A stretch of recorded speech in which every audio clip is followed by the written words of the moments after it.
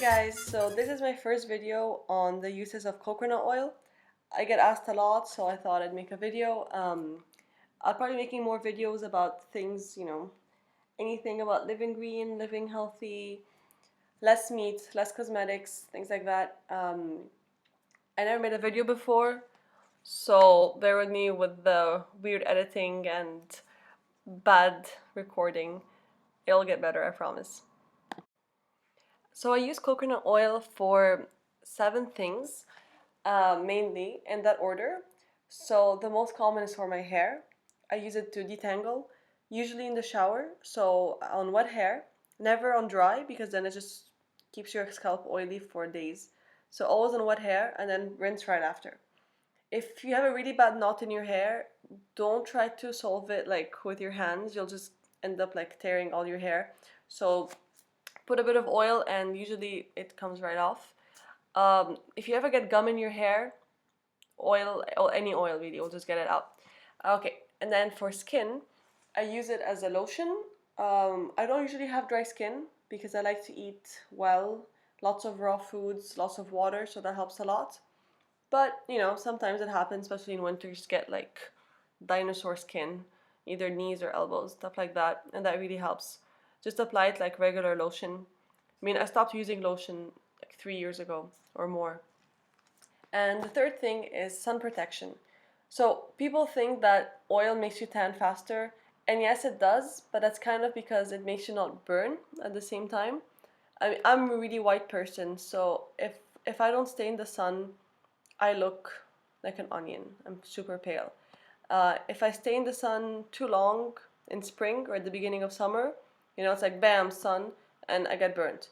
So obviously I need to control time management, a bit of sun, a bit of shade, but I'm always safe if I just apply coconut oil and then I actually don't burn, I just tan, and that's nice, especially for, white skin. It's been my savior for the past few years. As for cooking, I use it for baking and for raw preparation, so I'll mention that later.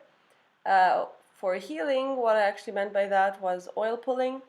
So it's this method that's been practiced apparently for a very, very long time, especially in India. And I'll also explain it later. It's just about pretty much taking care of your dental hygiene, and it also heals several conditions in the body. Sixth thing is detox. So this won't be a little surprise for you after. I won't mention it now. And seventh thing is shaving. So instead of using a shaving cream or like whatever else, I don't know, people use, coconut oil is perfect. It just gets everything like shaved proper. I don't know how to say that. It just shaves well. You don't get bumps, you don't get anything because it moisturizes at the same time. So it's a 2-in-1. It's brilliant.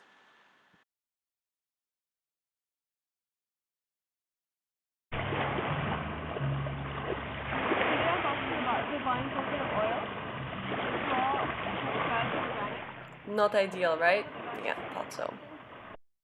Regarding cooking, coconut oil is actually the healthiest oil to use because it's the most stable at high temperatures. So all other oils will denature at some point, some at like 200 degrees, some even less, some about like 300. But coconut oil can withstand up to like 450 degrees approximately. So that means you can deep fry, you can bake, and of course you can also make things like this raw vegan cheesecake, which I made using cashews and berries. So options are really endless, and it's generally safer to use, so you won't get really pimples if you use that. I usually get pimples from things like sunflower oil, sometimes cooked olive oil, but you're generally safe with coconut oil. Now, the question I get asked the most about coconut oil, people usually panic when they see that it's high in saturated fats, but it's actually really low in omega-6, and everyone here has like way too much omega-6 in their diet. We should balance it with more omega-3, or just play it safe and have more saturated fats, some omega-3 and then very little omega-6. That's the natural balance. The thing about coconut oil is that it's high in saturated fats, but it's actually not the same as any fat. Not all fats are equal. So this has like a medium chain fatty acid, which gets digested much easier and not like other fats. So what you're doing is you're giving your liver a break. actually, when you consume coconut oil. Okay, coconut oil also contains lauric acid. Lauric acid kills fungus, bacteria, and even viruses. So be careful with that. You can start with like a teaspoon a day. Yeah, what I was trying to say is you start with like a small amount and then you slowly increase it to 1 or 2 tablespoons a day. The thing is, it's a really strong biotic, antiviral, and everything. So sometimes it causes a die-off reaction in the body, so you get too much of a detox happening all at once, and people can get very tired, people can get a bit sick, and it's really just a detox symptom, nothing dangerous. So do it gradually. Don't. I actually saw this girl who wrote on this forum online that she wanted to be healthy, so she had a whole half cup of coconut oil in her smoothie, and that really like I just felt nauseous thinking about it. So don't go overboard. I mean, perfect, like I think the average amount would be half a tablespoon a day, and then when you're used to it, you can do a tablespoon a day. So if you suffer from some health problems, or even if you're a smoker, you can do something called oil pulling. So you basically take a bit of coconut oil in your mouth, maybe like 1 or 2 tablespoons, and then just push it around for 20 minutes. 20 minutes non-stop. And then you spit it out. It actually takes out all the toxins from your mouth, and after a while, it helps a lot. If you're curious about oil pulling, you can research it. There's plenty of stuff online about it. People who've done it for years and they have their own testimonials. It's all online. You'll find it. Now regarding the detox, I bet you didn't expect to see that, right? Okay, here's the thing. You can treat constipation using coconut oil. It's very simple. It's very effective. If you've ever had hard stools, painful stools, you're either not drinking enough or drinking too much coffee or both, or just, sometimes you get imbalances in the diet and you need to correct it. But that aside, sometimes you just really have to treat the symptom, and that is pain, and that is not good.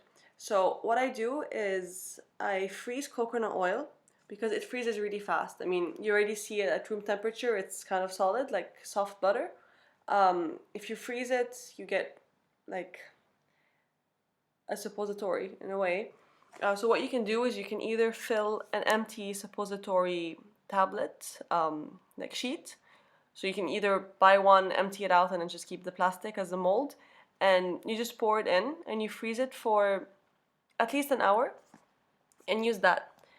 Or you can apply coconut oil directly on the area that is painful. I will not go into detail about that. But all I can say is that it's very effective and it has saved me and many others. So do consider it if you're in that situation. And I just want to make it clear that it doesn't really treat the cause of constipation, but it treats the issues and the pain associated with that constipation. So it just really makes things flow right out. I mean, I really have no issues talking about anything. We're human. We all eat, we all poo. But to get to probably what most people are watching this video for, I do use oil mainly for my hair. It's like the one thing that I would say has helped me a lot, because I stopped using cosmetics in June 2013, as I mentioned before, so that's almost 3 years. And so yeah, I just wash my hair with water. Salt water from the sea is the best thing for my curls. I do think that people with long, thin hair, straight hair, usually have different problems. I wouldn't know. I've always been frizzy, so I really do think that coconut oil is probably better for, tropical hair, African hair, you know what I mean. But yeah, everyone's different, so just try it out, see how it works for you. But in general, I find that oil does kill frizz, and salt water is really the best thing for curly hair. And I just wanted to show you a quick video of how I apply coconut oil on my hair. It's really straightforward, but I mean, some people always ask, so here goes.